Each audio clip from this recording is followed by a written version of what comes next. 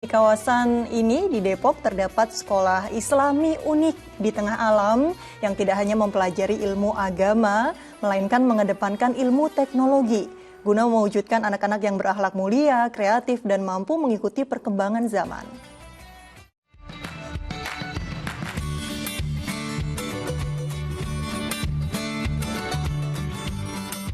Dalam benak kebanyakan orang, madrasah lekat dengan pendidikan agama.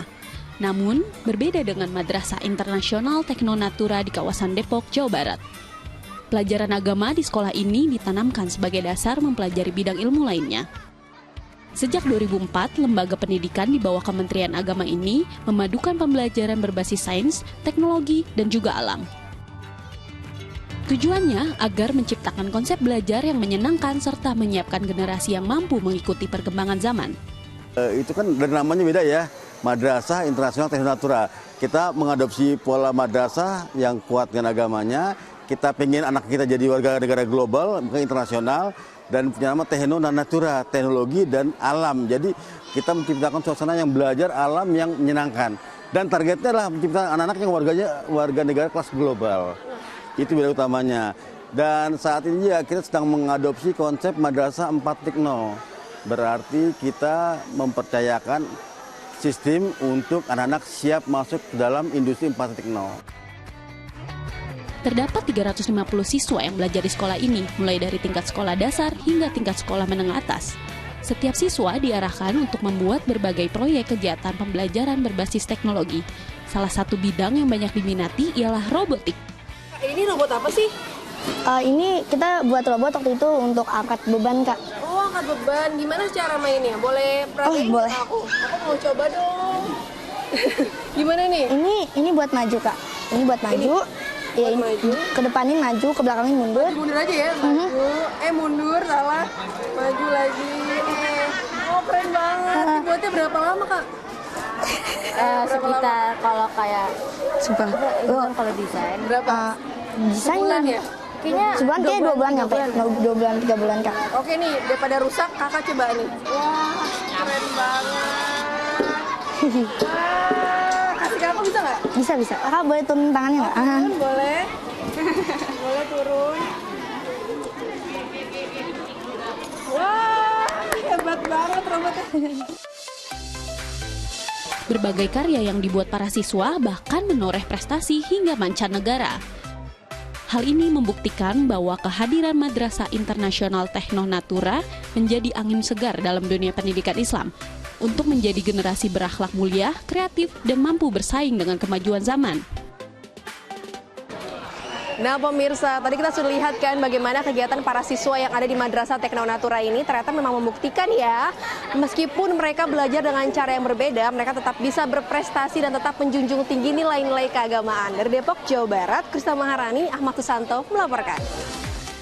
Wah, keren banget nih Ustadz. Semoga makin banyak sekolah yang mulai mengedepankan ilmu teknologi agar generasi bangsa kita ini tidak melewati perkembangan zaman yang ada. Nah, Ustadz Erik, bagaimana pandangan Islam sendiri mengenai teknologi? Apakah merupakan sesuatu yang harus dipelajari oleh anak? Apalagi sekarang ini banyak sekali ya teknologi seperti tadi robotik, coding yang memang banyak anak-anak yang sekarang mungkin lebih pintar dari orang tuanya.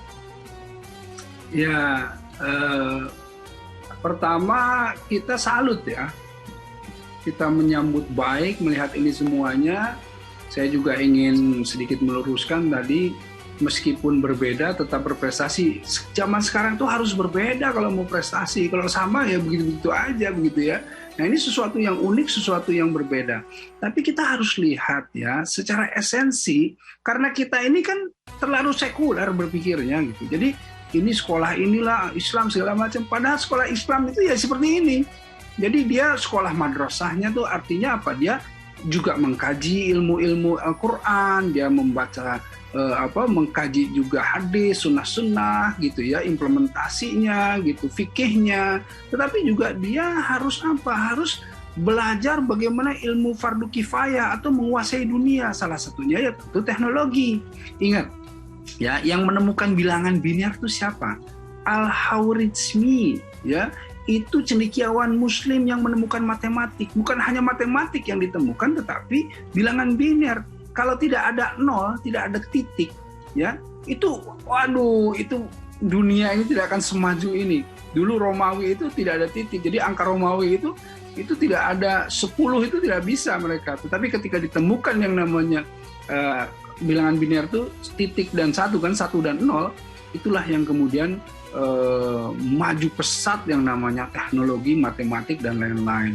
Dan di dalam berbagai keilmuan juga yang namanya cendekiawan Muslim itu terdepan ya dahulu itu di dalam penemuan teknologi gitu. Salah satunya misalnya ada Çelebi ya. Çelebi itu orang Turki ya. Çelebi itu penerbang pertama.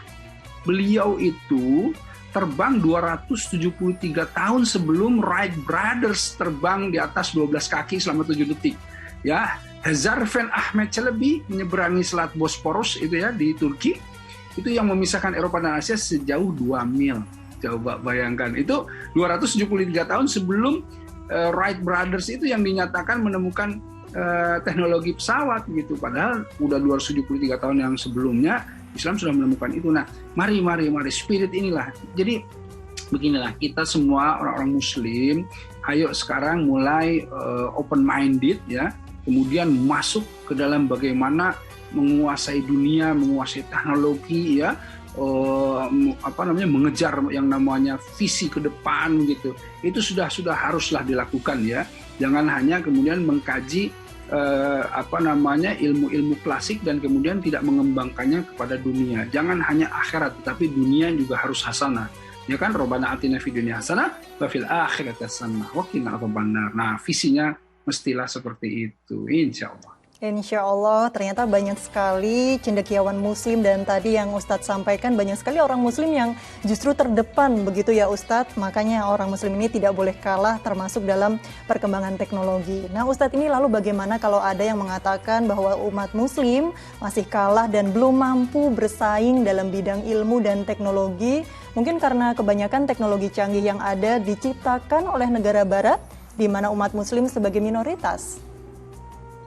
Ya, sebetulnya bukan minoritas juga ya, kita sudah hampir 2 miliar nih ya sekarang. Tapi intinya beginilah, kita ini dulu kaum atau pemenang ya dunia ini, tetapi kemudian juga akhirnya karena kelalaian dan lain-lain, tumbang ya, kekhalifahan dan lain-lain, sampai akhirnya kita menjadi pihak yang kalah, dan setelah itu kita terus baper, nggak bisa kemudian bangkit ya. Kita menjadi orang-orang yang menjauhi dunia dan lain-lain gitu. Nah, karenanya kita di generasi berikut masa depan ya, generasi Muslim, generasi Robbani, generasi yang smart, kita harus mengembalikan ini semuanya dengan apa? Dengan bagaimana cara kita menghadapi kehidupan ini dengan lebih smart lagi. Tetap lebih soleh, lebih solehah, tetapi lebih cerdas dan lebih universal gitu. Jadi kita betul-betul membawa Islam yang penuh dengan kedamaian dan penuh memberikan keselamatan. Memberikan keselamatan itu dalam rangka apa? Dalam rangka memberikan segala sesuatu yang lebih baik dalam menghadapi kehidupan ini gitu. Cara makan yang lebih selamat, cara hidup yang lebih selamat gitu kan. Cara segala sesuatu yang lebih selamat, itulah artinya Islam yang memberikan keselamatan. Tentu harus ditunjang dengan apa? Kecerdasan, dengan ilmu tentunya. Insya Allah bisa. Insya Allah bisa. Luar biasa sekali tausiah tadi. Sekaligus menutup jumpa kita bersama Ustadz Erik di segmen 2 ini. Alhamdulillah, terima kasih banyak Ustadz atas tausiah yang diberikan untuk seluruh pemirsa Acuwa TV. Sehat selalu. Assalamualaikum warahmatullahi wabarakatuh. Waalaikumsalam warahmatullahi wabarakatuh.